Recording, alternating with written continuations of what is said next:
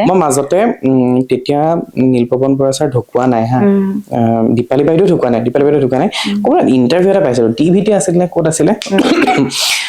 তেওঁলোক সাংঘাতিক দুৰ্বাৰ প্ৰেমিক কিন্তু কোনটো লেভেলত প্ৰেক্টিকেল তুমি চাবা নীলপৱন বৰা ছাৰক মানে সুধিলে যে আপোনাৰ কিবা আক্ষেপ আছে নে বা আপোনাৰ ভৱিষ্যতক লৈ কিবা চিন্তা বাইদেউ সুধিলে নহয় তেখেতেতো কথা ক'ব নোৱাৰে দীপালী বাইদেৱে তেতিয়া সুধোতে তেওঁ কি কৈছে জানা কৈছে মোৰ এতিয়া বেলেগ আক্ষেপ একো নাই কিন্তু মই ভাবো দীপালী যেন মোতকৈ আগতে যাওক আৰু তেনেকেই হ'ল কাৰণ মই এটো কাৰণত মই নোহোৱা যদি দীপালী নোহোৱা হৈ যায় মোক খুব কষ্ট হ'ব মই ভাঙি পৰিম কিন্তু মই চলি থাকিব পাৰিম মই নোহোৱা হৈ গ'লে দীপালী কেনেকৈ চলিব